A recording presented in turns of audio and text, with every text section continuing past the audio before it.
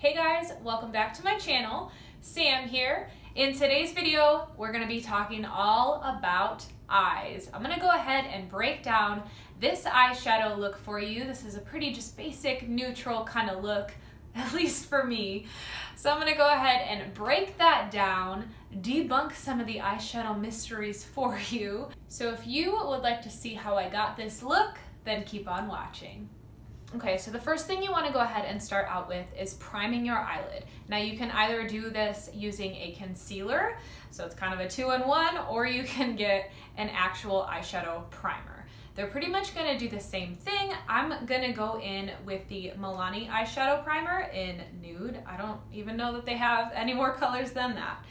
But the great thing about a primer is it's going to keep your shadow from creasing. And I don't know if you've ever had the experience of you go ahead and put an eyeshadow on, things look great, and you go back later and it's like that you can see patches of your eyelid through it, you can see your skin through it, things like that, or it's just creasing or not staying as you want it to. A primer is going to help with that, help your makeup last longer. And I'm just going to gently kind of tap this in using my fingers. So once my lid is all primed, I'm going to go ahead and set the primer a little bit. What's really nice about doing this is that it's going to make for a more seamless, flawless, smooth, and easy application, especially if you're going to be a little newer to doing this. The brush is going to glide a lot easier rather than kind of getting stuck and dragging along that primer. So once I've gone ahead and primed my eyelids, what I'm going to do is I'm going to get a very neutral color, something close to my skin tone. You can even use a pressed powder or your translucent powder and set this primer. So I'm going to be taking today the Morphe and Jaclyn Hill palette. Amazing. This is still on their website and in stores. I highly suggest you snag one.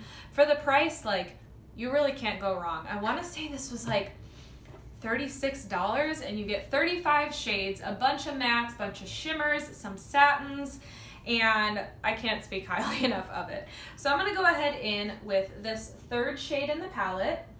I'm just going to take this on a fluffy brush and press it all over my lid to kind of set down the concealer. And I am literally going ahead and doing this all over the whole lid, almost all the way up to the brow bone, stopping right about here. All right, so once you've got that down, the next step that I do is I'm gonna go ahead in with what is called a transition shade.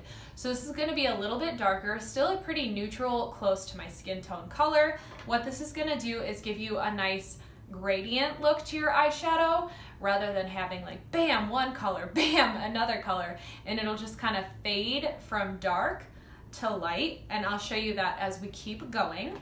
But for my transition shade, I'm going to go ahead and take this kind of yellowy brown in here, and I'm just going to put that all over the crease using windshield wiper motions.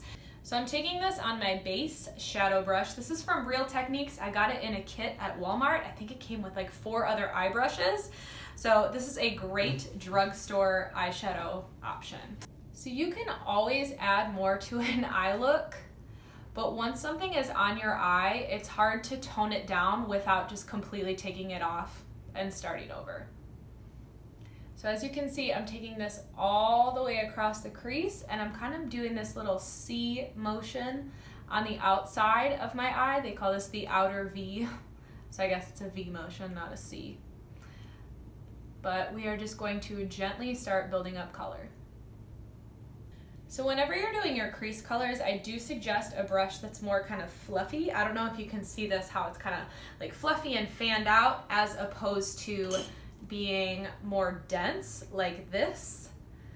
Both of these brushes have their separate uses on your eyes, and we'll get to those, but whenever it comes to your crease and just blending out colors onto there, I definitely suggest something fluffy, fanned out. This brush is great, and you're going to see a couple others that I will use today as well. So now that I've gone ahead and laid down the transition shade, I'm happy with how it's blended out. I'm going to go ahead and start deepening up the crease a little bit. So I'm going to take this on a Morphe brush. I honestly don't even, this came in an eye set. It doesn't have a name on it, but this is a boar hair bristle. So it's a little more raspy. It's going to pick up some more color, but what you'll notice in comparison to the other brush I was using is it's a little less fluffy. It's a little more tapered and it's a little smaller. So this is good for more detail work if you don't want that color like blown out all over the crease and lid. So we're just going to go a little deeper. We started in with this shade, and now I'm going to go over to here. I'm going to get a little bit of that on the brush, and I'm going to start this on the outer V of my eye, and then I'm going to blend it over the crease, keeping it a little lower. I don't want this really high up on the lid. So again, as you're going to see, this is going to take a little bit of time. I would rather take some time really building up the color, blending it out, rather than just slapping it on and trying to blend it out later. I have definitely had plenty of nightmares where I used way too much color on my brush and made the mistake of thinking that that was going to be a good idea. And then there was just no hope in blending it out. All right, now I'm going to put on even one shade darker. I'm going to use a tiny detailer brush, also from Morphe. Also came in that same eye kit, so it doesn't have a name on it. But I can go ahead and try and find that eye kit and link it below if you are interested. It came with some really great brushes.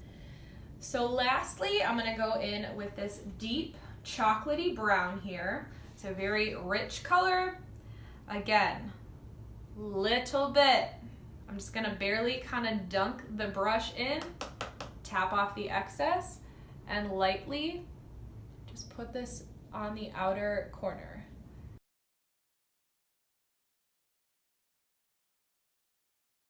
If you do happen to get a little bit messy with the color, or it looks patchy, or it's just not blended out nicely, no worries. What you're gonna do is go ahead back in with a fluffy brush. I would suggest using a clean fluffy brush, and if there's gonna be any product on it, make it a lighter color than the dark color that you just laid down. We're gonna go ahead and take that brush and just go right over the dark shade that we put on and kind of blend everything together. So to tie this all together, I'm gonna go ahead and put some color on the lid. You'll notice that most of my lid is kind of blank right now. If you get some color on the lid while you're doing this, it doesn't matter. You're just gonna cover it up with a different shadow anyway, so don't like freak out if it's not completely clean and all of that. So I'm gonna go ahead in with this shade right here. So there's a couple ways you can deal with shimmers. So the first way I'm gonna show you is just gonna be taking the shadow dry on a brush. And how far you want to take this shadow up is going to depend on your eye shape, your preference, different things like that. I take it slightly above the crease. So that's what the shadow looks like with just a dry brush. This time I'm gonna go ahead and wet the brush using some setting spray. You can use anything for this. You can literally put water in a spray bottle and use some water. Whatever works for you. But I'm gonna wet down the brush, go back in and pick up some color. So here's dry brush, and we'll go ahead in with the wet brush. Ooh, she's making a mess. So I don't know if this translates on camera, but this side is far more metallic, sparkly, bright, and in your face, as opposed to this one, which I feel like is just more kind of like soft, gentle. It's definitely still got a shimmer, right? But now to match the two eyes up, I'm gonna go ahead and do the wet brush on the other side as well. Another great technique you can use, honestly, just use your fingers for packing color onto the lid. And I'll show you kind of what that does. But the oils in your fingers will kind of mesh with the eyeshadow, and that can also give you a more metallic, bright look. So now in that process, you can see I've lost some of my crease color because the shimmer went up a little farther. So I'm just gonna go ahead back in with those shades that we originally used. And I'm gonna go ahead and starting at the outer V, place the color, and then flip that brush and blend it out. So one thing you could do if you're not crazy about the edge of your eyeshadow or how that turned out is you could just go ahead and either taking a flat brush or taking your beauty sponge, whatever you have got nearby, you can kind of create a line with some setting powder. Just let that sit there for a little bit, sweep it off, and it will clean up anything that you are unhappy with. So while we are letting this kind of bake in, do its thing, clean up, I'm gonna go ahead and do my lower lash line. Again, this just gives the eyes a little bit more dimension. This is totally personal preference. You don't have to do this if you don't like the way it looks. But I'm gonna go ahead and take that Sonia Kashuk brush that we used for packing color onto the lid. I feel like this is great for getting under there because it's a little bit thinner of a brush. So I'm gonna go ahead and take that first color that we put onto the crease. I'm just gonna go back with that. We're kind of gonna go in the same order that we did things on the lid. And I'm just gonna take this right underneath my lashes on the lower lash line. So once I've got that color laid down, I'm gonna take an even thinner brush. This is, again, from Morphe, came in that kit. And I'm gonna take the next darkest shade we used, and I am literally going to stamp it as close to my lower lash line as I can. I don't want this color to be all blown out. I want it to stay a little closer. And last but not least, taking that same exact brush, I'm gonna go in with our darkest shade that we used. And I'm only gonna stamp this right on this outer corner. I'm not gonna take it all the way in.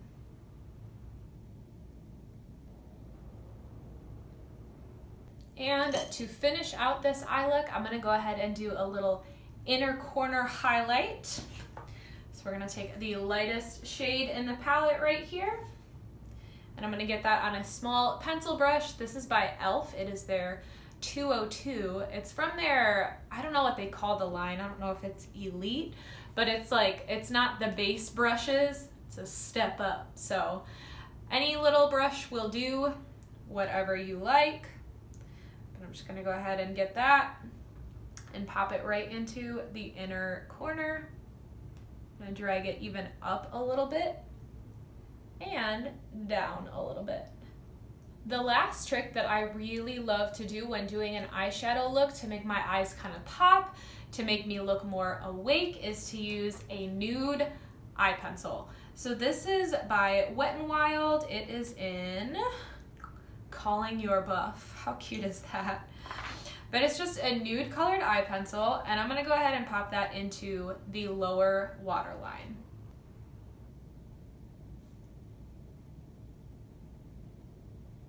All right, I'm gonna go ahead and put on some mascara, finish the rest of this face, put on a little lippy, and I'll be right back. All right, guys, and here you have the finished product. She's bronzed, she's blushed, she's highlighted, she's got a little lip going on. So thank you guys so much for watching. I cannot tell you how much I appreciate it. You could be doing anything right now, but the fact that you came to hang out and learn a little bit more about makeup with me, I love it. I appreciate it so much. So if you like this video, go ahead and give it a thumbs up. Be sure to subscribe before you leave so you don't miss anything else that I post. Let me know in the comments below what kind of other things you would like to see. Maybe what are some of your favorite eyeshadow products? What are some things that you would love for me to test out? And again, thank you guys from the bottom of my heart for watching. I hope you have a great rest of your day wherever you are, and we'll see you in the next video.